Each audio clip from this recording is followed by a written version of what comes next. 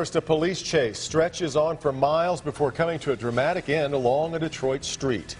Good afternoon. We're glad you're with us. That chase started in Detroit, went all the way to Livonia, and finally came to an end back in the city. That's right, and Sky 4 captured it all from above as speeds reached over 120 miles an hour along I-96 before the suspects ditched the car and started running. Let's get to Rod Maloney. He joins us now live from Detroit Police Headquarters. Rod, have police said why these guys took off in the first place?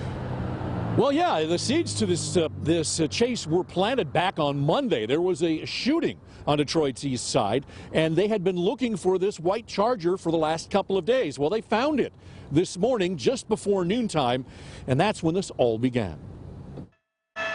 Sky 4's pilot tells us he had trouble keeping up with the white Dodge Charger blasting up I-96 at well above 120 miles per hour.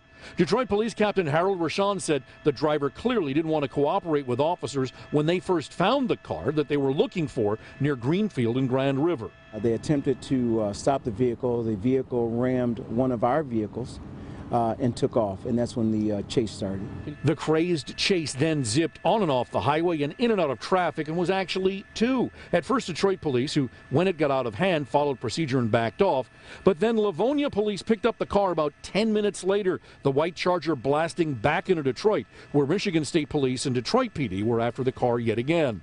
The car jumped off I-96 near Pinehurst and Davison, where the driver jumped out and ran and jumped a fence right away. The passenger stayed put, and Detroit police took him into custody right away.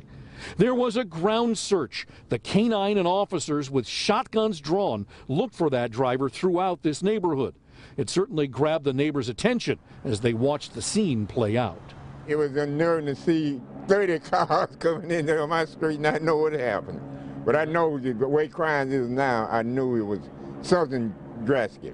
It's crazy. Real crazy. Took about a half hour, but they caught up with the driver inside a vacant home.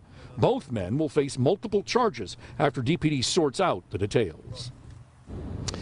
Now, this case is far from over. There was a third passenger, or actually a second passenger, third person in that Charger, but he was let out of the car as they got off of I-96 and were going into the neighborhood where you saw them bail out of the car. Detroit police are still looking for that man. If you know who that is, they'd like to hear from you. Back to you. Now, Rod, can you tell us more about the original incident the other day that prompted the chase today? Yes, there was what amounted to a drive-by shooting, apparently, and there were multiple shots fired, really shot up a car over on the east side. And so Detroit police were on the lookout because this was a very violent shooting that happened, and so that's why they wanted to talk to these guys. All right, our Rod Maloney reporting for us live.